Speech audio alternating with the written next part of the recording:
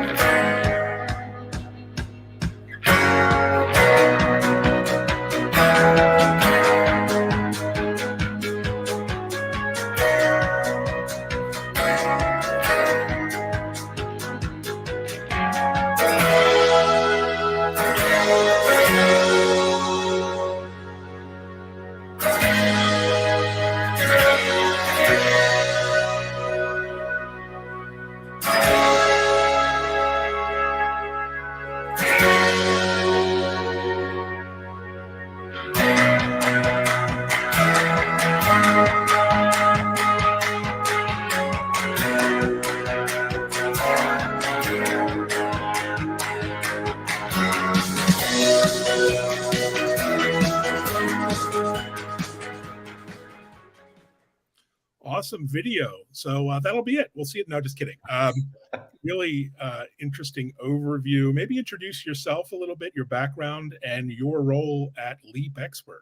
Yeah, of course. Justin Stevens. So I look after our alliances and partnerships, our channel partners here at LeapXpert. A bit of my background, I actually been a technologist. Most of my career really come from an engineering and service ownership background.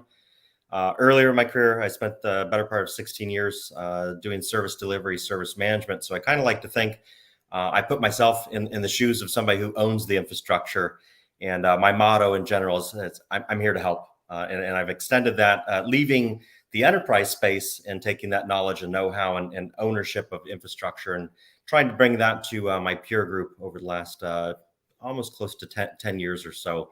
And that's extended to a lot of relationships, helping partners, helping enterprise space, primarily around unified communications and collaboration. So you joined LeapXpert, and really fascinating company. What was most appealing about joining the company and the company's mission?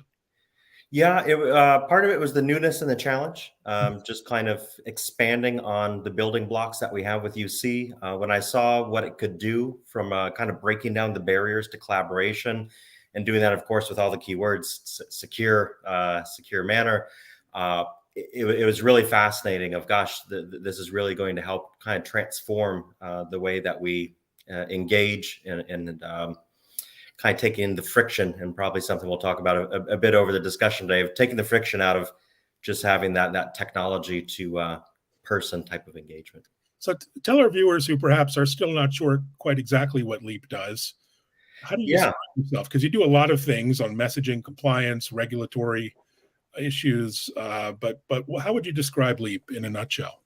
Yeah, the simple answer is we connect technology to people. What does that mean? All these applications, of course, are connecting each other, but we're doing that in a way where we use platforms, primarily things like Microsoft Teams, and we allow enterprises to connect to whatever mobile application or whatever their customers might be using. And that's really the secret of what LeapXpert is providing, is not just connecting these mobile applications and bringing them inside the walls of IT, but doing it in a way, again, that's secure, and doing it in a way that we can provide governance, archive, and meet all the enterprise and regulatory requirements that might be required out of things that were traditionally applications that us as IT people would say, there's no way I'm letting WhatsApp or WeChat or Signal or Line or Telegram, any of these kind of applications, I'm not allowing these mobile applications into my enterprise. That's a consumer application.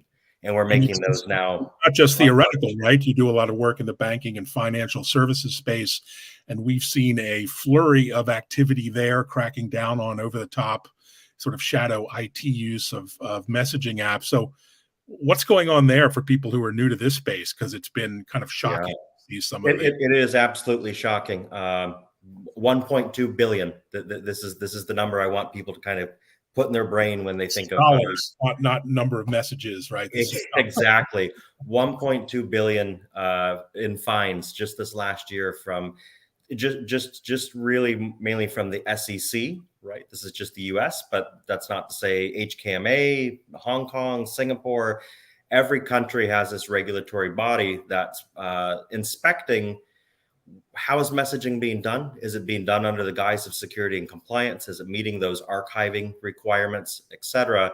And that's why the financial world's really on fire right now. If we have to get a grasp on this, because people are going to communicate with the people they do business with, regardless. It's going to happen. So we can choose to embrace the technology and find a way to make it secure and make it archivable and meet these requirements, or we can pretend it's not existing and eventually, suffer at the hands of these fines. And some of them quite large. 200 million seems to be kind of a very normal number right now. That is shocking to say the least. And you mentioned partnerships. Tell us about the relationship with Microsoft that you have. You were at Finovate in New York City just this past week, and really interesting demos and announcements.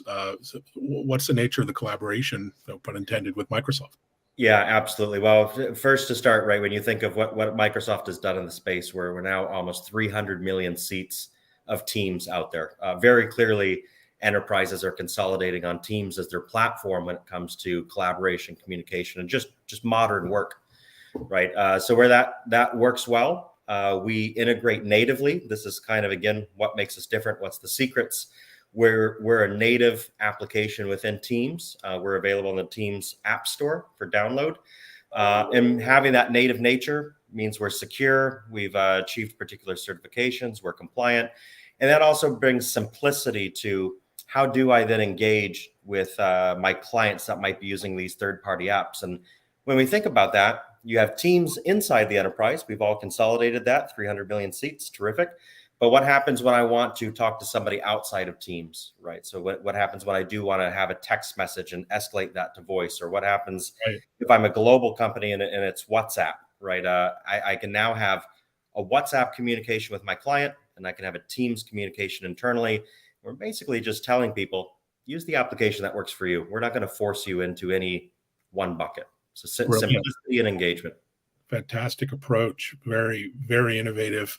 And you mentioned partnerships. Tell us, how do you, you're an early stage company, how do you work with and through partners and channels and integrators and others around the business? So there's huge opportunities here.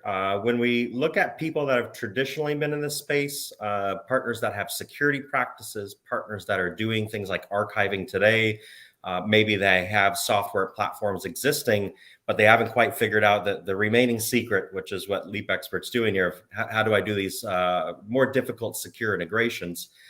We're helping those types of partners round out their portfolio and give their ability to offer their customer a complete end-to-end kind of package. The more, I think, exciting space is the opportunity for partners who really haven't looked beyond voice and voice infrastructure. And really, what can that do? And I kind of call these the three big bolt-ons right now for partners. It's messaging compliance, modern communications, call center compliance and capability, and call recording. And it seems to be these three capabilities fall into a whole new bucket for more traditional collaboration partners and systems integrators to start thinking about how do I help my customers that I may be helped in their UC journey, but now there's a larger discussion going on. What we're trying to do is bring that larger discussion to those partnerships and expand the trust and the know-how and what they've already done with a lot of their great customers in those accounts.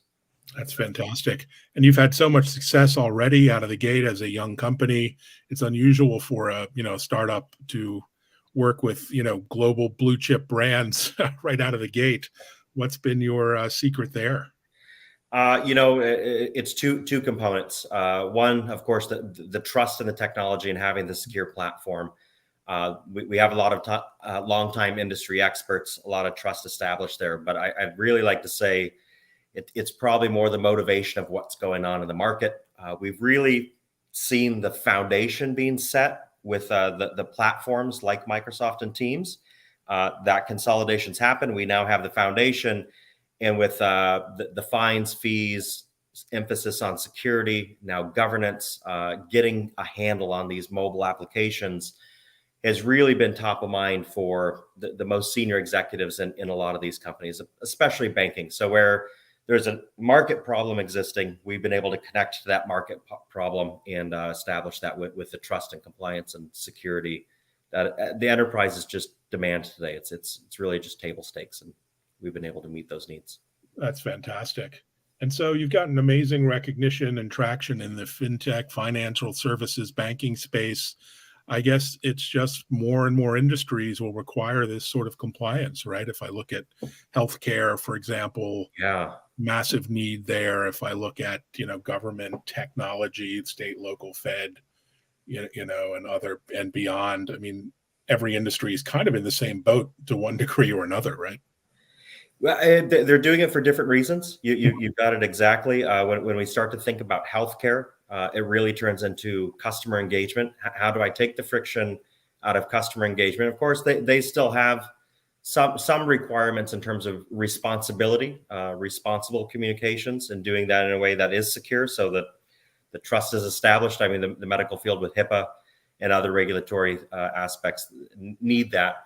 But as we kind of shift out of just the financial community and take those lessons learned, it's really about taking the friction out of engaging with the customer and doing that in a responsible way, right? If I have these mobile applications and there's business being conducted on them, the CISO, CTO, it's on them to say that communication is being done in a responsible and secure manner.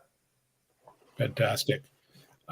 So what about your journey so far? It's you've been there just under a year. How's that ride been like on such a fast moving, high growth startup?